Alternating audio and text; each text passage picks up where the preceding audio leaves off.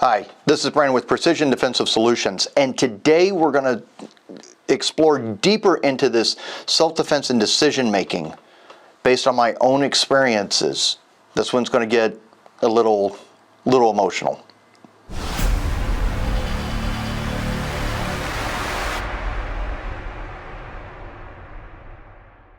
This one gets a little intense because I've had a couple of situations that were literally life-changing scenarios.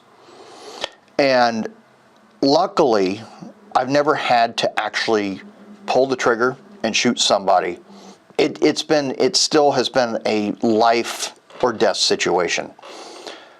The one that I want to really get into, other than the couple of times that I've had knives pulled on me, which were pretty quick and over without too much problem. Dangerous, yes. Was I very lucky? Yes. Did they happen the way that I was always told they would happen? Absolutely not. Okay. So I'll say this. Knives come out of nowhere. And people that use them, that's a very, very personal attack. Okay. It really is. So the best thing I can say is you're going to get cut. You're going to get nicked. It's going to get ugly. Okay. I got lucky in that the one guy that did actually try to stab me, I was faster than. Which that's a rare happening when you got a guy with a knife. The other guy, I don't know if it was because he was on drugs, if it was because there were other people around, but I knew the guy and we had been friends, and he had gotten into drugs and he literally came up to me and put the tip of a knife up my nostril. We were standing face to face. It wasn't even a threatening situation. It was just, blink, there it was.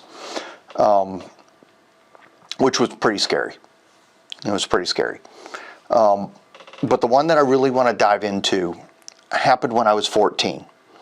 The guy that attacked me had been stalking. He was 23. Like I said, I was 14. He looked up my phone number at the time, was calling the house. My mother had told him to leave us alone, all that stuff.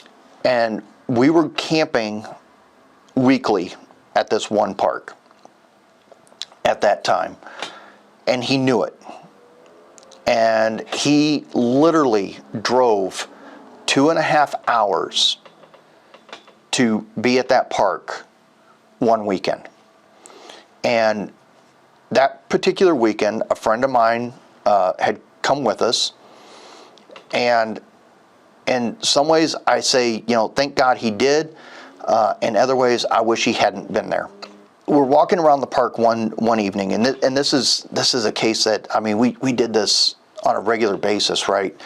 We'd be out after dark and walking around the campground, and we got to know different families that came up there, and I'll tell you that vibe and that sense of community is still in that campground, because a friend of mine is a volunteer in the parks, and she and I grew up camping in that campground together. She was from Eastern Ohio, and we'd meet up, and she raised her kids camping up there, and now she's taking her grandkids up there, which is just absolutely amazing. And now that she's a volunteer in park, we're seeing that same sense of community. And we're talking 35 years later, and that's amazing to me. But this particular evening, the normal families that normally came weren't there. And my friend was there, and we're walking around the park, and this guy started hassling us. We didn't know he was there. And we kept running away from him, and then for a period of about 4 to 5 hours, he was nowhere to be found. So we thought, well, he finally gave up. Well, he hadn't. He had gone to a local bar, gotten very drunk, got some drugs in him, and then came looking for us again. And so this time he's on a bicycle. We're on foot. Made it very difficult to run. So he was able to corner us. My friend stepped in between me and this guy. And this guy hit him so hard that it put him down.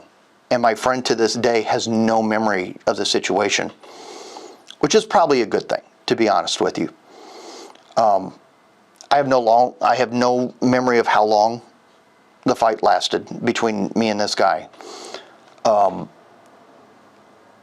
I do know it was very violent. Luckily, there was no weapons involved. I don't know if he had anything on him. I know I didn't have anything on me, not at 14 years old. And I know it literally took me dropping him, with a kick that put him in the hospital to stop it. To this day, I struggle with that. Greatly. And it's exactly why I teach people to defend themselves. It's my driving force. And when we look at those things, maybe that's why I'm so hesitant when people get aggressive with me, that I won't fight. I don't like fighting.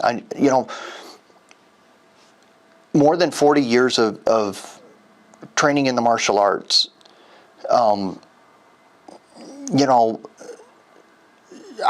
lost track of how many hours of gun school and legal training I've done. I mean, we're into the thousands. Okay, and I don't. It's not something I go for.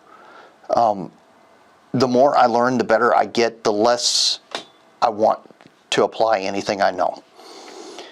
And I think we see it on social media all the time where people are like, well, I do this.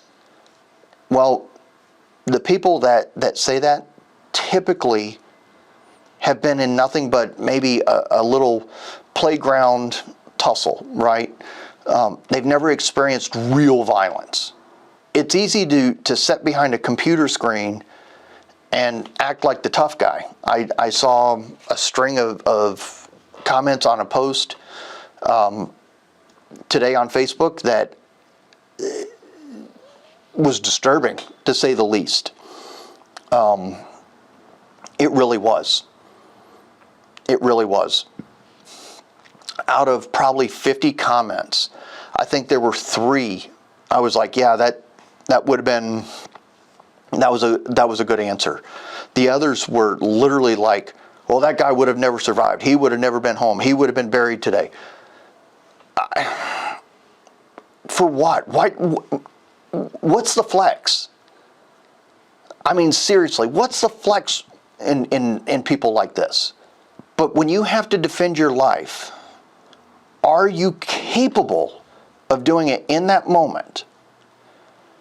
And are you ready for the impact on the rest of your life? Even if you're justified in doing it, no good person, no sane person wants to cause harm to another human being. Nobody who's mentally stable even wants to threaten that or talk trash about that. Thousands and thousands and thousands of hours of training in my career, in my life. Real life situations that I've survived. And I avoid violence like the plague. Am I capable of it? Yes. Do I enjoy it? No. I can't even watch John Wick, to be honest with you. It's just not entertaining to me. Understand that when people ask me all the time, when can I use force? And you've got to understand, truly understand, that when it is life or death, when you have no other choice, you will know. And what you articulate after the fact is huge. So the more training you do, the more comfortable you are with techniques and tactics and concepts and decision making, the more training you do on de-escalation, threat recognition, the better off you are in making decision in a critical situation. The more training you do on traumatic bleeding, CPR, first aid, life-saving measures, the better off you are in saving your life or another's in a critical moment. Being a self-defender is not all about this. It's not all about this. Sometimes it's having the care for another human being to save their life. I hope you got something out of this series. This is very personal to me, and I really hope that you understand where I'm coming from. Take care, everybody. Be safe. Get out and get some training. We're doing classes all the time. We'd love to see you, and we'll talk to you soon.